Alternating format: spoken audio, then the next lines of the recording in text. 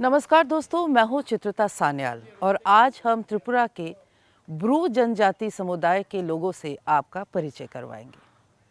मैं भी भारत में जब भी हम आपको किसी जनजाति समुदाय से मिलवाते हैं या परिचय करवाते हैं तो हम उनके गांव जाते हैं, पर ब्रू जनजाति का तो कोई अपना गांव ही नहीं है। 1997 में ये लोग अपना घर गांव छोड़ के भाग आने में मजबूर हुए और त्रिपुरा में बसे। त्रिपुरा में आज भी ये लोग शरणार्थी शिविरों में ही रहते हैं। एग्रीमेंट तो कई हुए हैं, पर उसके बावजूद आज भी इनको अपने रहने का कोई भी परमानेंट जगह नहीं मिली है।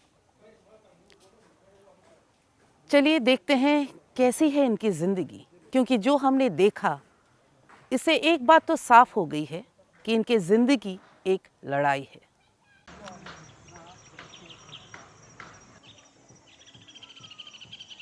नॉर्थ त्रिपुरा ज़िले के बंडारीमा गांव की ये खसनमपाड़ा बस्ती है। यहाँ पर ब्रू जनजाति के लोगों को स्थायी तौर पर बसाया जा रहा है। यहाँ के हालात देखकर अंदाज़ा लगाया जा सकता है कि ये बस्ती अभी बसने के क्रम में है। घरों के रंग ताज़ा हैं और बिजली के खंभे लगा दिए गए हैं। इन बिजली के खंभों पर तार भी खींच दी गई है। ईंट के खड़ंजे भी बिछा दिए गए हैं। हालांकि जैसा नई बस्तियों में होता है, अभी धूल बैठी नहीं है। वैसे इस बस्ती में बन रहे घरों को देखकर लगता नहीं है कि यहाँ पर स्थायी बस्तियाँ बसाई जा रही हैं। ये घर काफ़ी काम चलाऊ लग रहे हैं। ऐसा लगता है कि कोई कैंप लगाया गया है जहाँ कुछ दिन के लिए लोगों को ठहराया जाएगा। लेकिन ये घर एक उम्मीद है, शांति और विश्वास का सहारा है। 2 दशक से अधिक समय से बेघर ब्रू जनजाति के लोगों को अपना कहने को घर मिल गया है। धीरे धीरे शायद उन्हें ये ज़मीन और गांव भी अपना लगने लगेगा। ये बस्ती उन जगहों में से एक है जहां ब्रू जनजाति के लोगों को स्थायी तौर पर बसाने का फैसला किया गया है। नॉर्थ त्रिपुरा में 3 जगह पे वो लोग सेटल किया है। एक गोसिरमपारा, जो अभी नाम नाइसिंगपारा बोल के वो लोग नाम दिया है, और एक कंचनपुर, ये तो कंचनपुर के अंदर में है, कंचनपुर सब डिवीज़न का अंदर में। और एक है हमारा जो आनंद बाज़ार आसपास में जो हाजासरा बोल के एक कैम्प रहता था। और हम लोग का पानी सागर डिवीज़न का अंदर में कास्काओ, जो दामसरा का नज़दीक में एक रिफ्यूजी कैम्प है। वह 3-4 जगह में वो लोग सेटल करना पड़ा। और एक है लालजुरी का अंदर में नवोजीपारा में। तो इस तरह वो लोग रहने लगा। पूरा 22-23 साल वो लोग रिफ्यूजी की तरह रहने लगा। उत्तर पूर्व भारत के कई राज्यों में अलग अलग समुदायों ने जातीय हिंसा झेली है और इसकी वजह से उन्हें पलायन भी करना पड़ा है। इसी क्रम में ब्रू समुदाय के संकट को भी देखा जा सकता है। साल 1997 में मिजोरम में ब्रू और मिजो समुदाय के बीच रिश्ते बिगड़ गए। दोनों ही समुदायों के लोगों के बीच परस्पर विश्वास का माहौल खत्म हो गया और उसकी जगह पर तनाव और संदेह ने ले ली थी। मिजोरम से शुरू हुई हिंसा त्रिपुरा राज्य की जम्पुई पहाड़ियों तक फैल गई। यहाँ से मिजो समुदाय के कुछ परिवारों को पलायन करना पड़ा। ब्रू मसले की पृष्ठभूमि साल 1990 से तैयार होनी शुरू हो गई थी, लेकिन जब 1997 में ब्रू जनजाति के लोगों ने राज्य में ब्रू जनजाति के लिए स्वायत्त परिषद की मांग शुरू की तो मिजो और ब्रू के बीच तनाव बढ़ने लगा। इस बीच एक फॉरेस्ट गार्ड की हत्या हुई और इल्ज़ाम ब्रू संगठन पर लगा। उसके बाद ब्रू जनजाति के ज़्यादातर परिवारों को मिजोरम छोड़कर भागना पड़ा। इन परिवारों ने त्रिपुरा में शरण ली।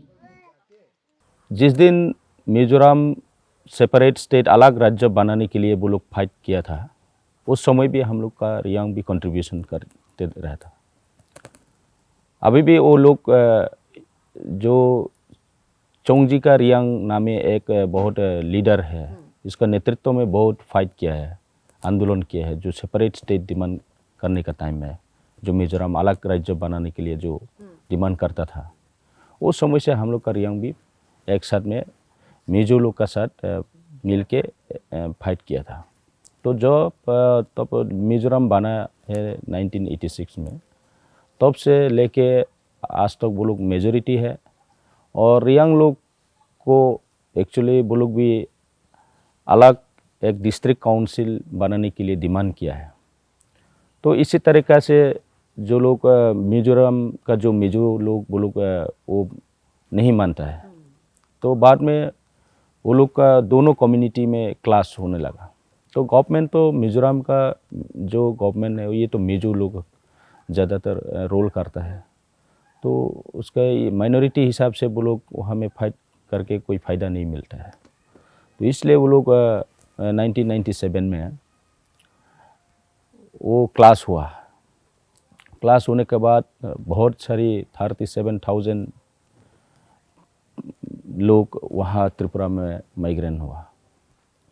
There was a conflict, majority Mizo and Bru, in the year of 1997 in the month of October. There was a Mizo who was murdered by the miscreant. So due to that, the majority Mizo have blame on the Bru community that Mizo was killed by the. जब 1997 के अक्टूबर महीने में मिजोरम के बहुसंख्यक समुदाय के एक व्यक्ति की हत्या कुछ असामाजिक तत्वों ने कर दी तो हालात बिगड़ गए। मिजो लोगों ने इस हत्या का इल्जाम ब्रू लोगों पर लगा दिया, हालांकि यह बात सही नहीं थी। उसके बाद यंग मिजो एसोसिएशन और मिजो स्टूडेंट यूनियन जैसे संगठनों के साथ राज्य सरकार ने भी मिलकर ब्रू लोगों को तंग करना शुरू कर दिया। उसके बाद वहां से निकल जाने के अलावा हमारे समुदाय के लोगों के पास कोई और रास्ता नहीं बचा था। They have just to flee from Mizoram to here in Tripura. 1997 में शुरू हुआ ये संकट एक पेचीदा मसला बना रहा है। केंद्र सरकार और अदालतों ने मिजोरम सरकार को कई बार ब्रू जनजाति के लोगों की उनके घर को सुरक्षित वापसी के लिए निर्देश दिए, लेकिन बात नहीं बनी, क्योंकि कभी सरकार तो कभी ब्रू शरणार्थी संगठन समझौते से मुकरते रहे। इस मसले को सुलझाने के लिए साल 2018 में केंद्र, मिजोरम, त्रिपुरा सरकार और ब्रू डिस्प्लेस्ड पीपल्स फोरम के बीच एक समझौता हुआ। ब्रू शरणार्थियों को स्थायी तौर पर बसाने की ये एक संजीदा कोशिश नज़र आ रही थी, लेकिन ये समझौता भी बहुत कामयाब नहीं रहा। 2018 में फर्स्ट वो लोग का सेंट्रल गवर्नमेंट, मिजोरम गवर्नमेंट और रिफ्यूजी तीनों मिल के वो लोग एग्रीमेंट किया था। तब एग्रीमेंट में कुछ गड़बड़ है, तो इसको कोई लोग मानता है, कोई लोग नहीं मानता है। तो कुछ लोग गया है, लेकिन ज़्यादातर लोग वहाँ में रह रहे हैं। कहाँ गया है? मिजोरम में आपस चला गया। तो कुछ लोग ये जो वो लोग का जो पैकेज ये मानता नहीं, क्योंकि वहाँ में सिर्फ 30/40 जगह मिलेगा और कैश डोल 5,000 पर मंथ ये रहेगा, और बाकी अलावा घर बनाने के लिए ये पैकेज तो होगा, लेकिन कंफर्म नहीं है। फर्स्ट वो लोग वहाँ में रेसिटल करके रिफ्यूजी की तरह फिर वहाँ में रहने लगेगा। इसके बाद वो लोग को घर बना के अलग अलग सेपरेट जगह में देने के लिए वो लोग मंजूर किया था। तो कुछ लोग गए हैं, कुछ लोग नहीं गए, क्योंकि ये 30/40 जगह में घर बनाने से वो लोग का भविष्य क्या होगा। 2018 के बाद एक बार फिर साल 2020 में ब्रू मसले का स्थायी हल निकालने के लिए एक और समझौता हुआ। इस समझौते में फिर से वही सभी सरकारें और संगठन शामिल हैं। इस समझौते के तहत ब्रू शरणार्थियों के कुल 6,959 परिवारों के करीब 37,136 लोगों को स्थायी तौर पर बसाने का फैसला किया गया। इस काम के लिए 661 करोड़ रुपए का पैकेज तय हुआ। इस समझौते के तहत हर परिवार को 1200 स्क्वायर फीट का प्लॉट, घर बनाने के लिए 1.5 लाख रुपए, 4 लाख रुपए का फिक्स डिपॉजिट और 2 साल तक 5,000 रुपए घर खर्च के लिए दिए जाएंगे। इसके अलावा सभी परिवारों को 2 साल तक मुफ्त राशन भी मिलेगा। हालांकि इस समझौते में जो वादे किए गए हैं उनमें से कई वादे अभी अधूरे हैं। तो एग्रीमेंट में था 4 लाख पैकेज पर फैमिली को, पर फैमिली का जो हेड ऑफ अकाउंट होल्डर के जो अकाउंट में 4 लाख डिपॉजिट करके, फिक्स डिपॉजिट करके देने के लिए भी वो हमें एग्रीमेंट में था। और कैश डोल 5,000 पर मंथ, ये जो खाना पीना के लिए जो दिया था पर फैमिली। और जगह तो सेम रह रहे हैं 30/40, इसका हिसाब से वो लोग को देने के लिए वो हमें भी लिखा है। और इसके अलावा है वो हमें हम लोग का जो सेंट्रल गवर्नमेंट की तरफ से एक्वलिब्रियम मॉडल स्कूल और कम्युनिटी हॉल, ग्राउंड, प्लेग्राउंड वगैरह, और जहाँ में आंगनवाड़ी सेंटर ज़रूर है वो वहाँ में प्राइमरी हेल्थ सेंटर और स्कूल बनाने के लिए सब कुछ बोला था। लेकिन हमने नहीं देखा है अभी जो एग्रीमेंट करने के बाद जो सेटलमेंट अभी चल रहा है प्रोसेस, ये 18 मंथ था एक्चुअली। 18 मंथ में कंप्लीट करने के लिए जो एग्रीमेंट का समय बाद हुआ था, लेकिन अभी 2 साल लग गया, ज़्यादा हो गया, अभी भी कंप्लीट नहीं हुआ। त्रिपुरा में फिलहाल विधानसभा चुनाव प्रचार चल रहा है। पिछले 2 दशकों से एक ठिकाने की तलाश में बैठे ब्रू जनजाति की कुछ बातें इस चुनाव में भी हो रही हैं। खास तौर से टिपरा मोथा नाम की क्षेत्रीय पार्टी ने अपने घोषणा पत्र में कई तरह के वादे किए हैं।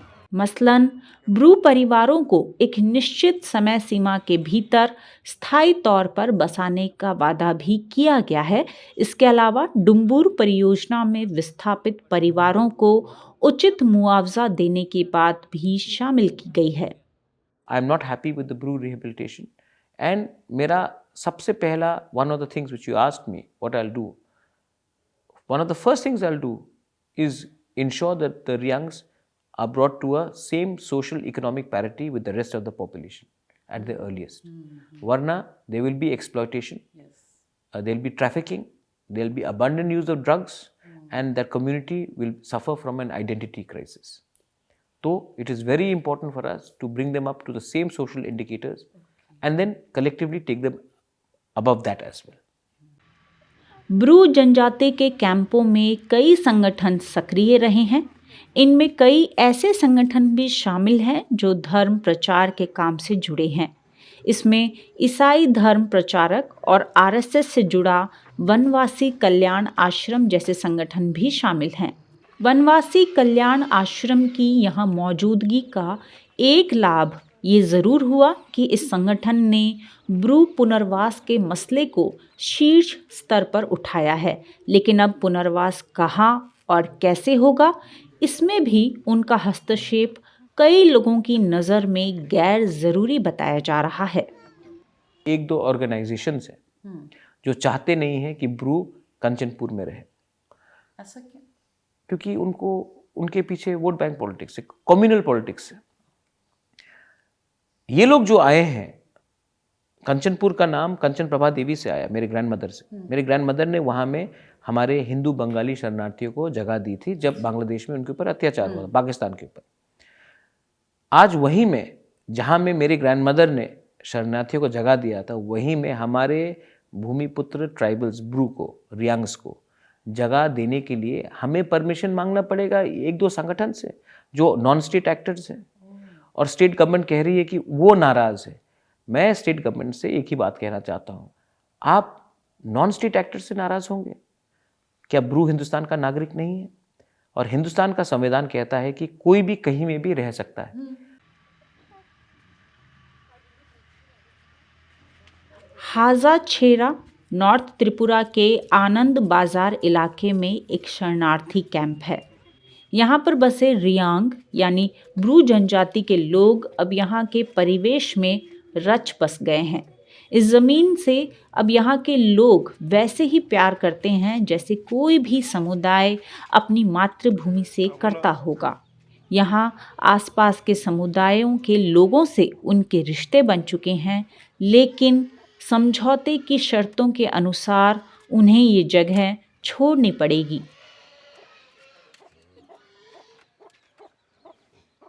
सुख शांति बा बोरवा तोंफुओले हम यहीं रहना चाहते हैं क्योंकि मेरा पूरा परिवार, मेरे भाई बहन और रिश्तेदार सब इसी मिट्टी में दफन हैं।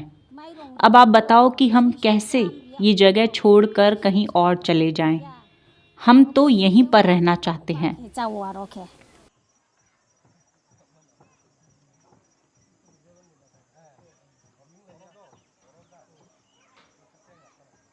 मैं जब यहाँ आई थी तो मेरी उम्र 50 साल के आसपास थी। अब मेरी उम्र करीब 75 साल होगी। मेरे परिवार में अब कोई और तो बचा भी नहीं है। बस मैं भी यहीं इस मिट्टी में ही मिल जाना चाहती हूँ। त्रिपुरा के चुनाव में रियांग यानी ब्रू जनजाति का बहुत बड़ा वोट बैंक नहीं है, लेकिन ऐसा भी नहीं है कि चुनाव की राजनीति में उनकी कोई गिनती नहीं है। त्रिपुरा एक छोटा राज्य है और रियांग जनजाति की संख्या यहाँ पर राजनीतिक तौर पर नज़रअंदाज नहीं की जा सकती है। इसलिए उनके पुनर्वास का मसला चुनाव में चर्चा का विषय तो ज़रूर बन जाता है। अभी तक हमारे ब्रू को रिहेबिलिटेशन ठीक तरीके से नहीं मिला है।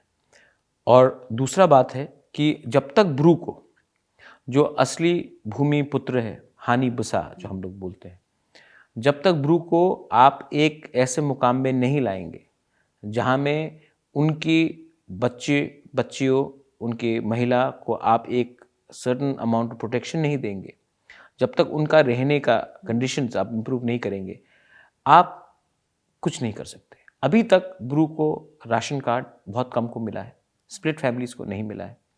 आपने पैसा दिया है उनको घर बनाने के लिए, लेकिन आप एक बात समझिए, इन्होंने ज़िंदगी में इतना पैसा नहीं देखा।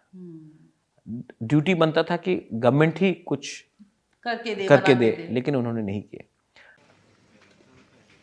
त्रिपुरा में अब ब्रू संकट का हल करीब नजर आ रहा है, लेकिन अभी इस संकट को हल करने की प्रक्रिया को पूरा होने में समय लगेगा। 2 दशक से ज़्यादा समय तक बेघर इन जनजातीय लोगों का अपना एक स्थायी ठिकाना होगा, ज़मीन का एक टुकड़ा जिसे ब्रू अपना कह पाएंगे। लेकिन इस प्रक्रिया में कोई खामी ना रहे, इसके लिए निगरानी और जन दबाव दोनों बेहद ज़रूरी हैं।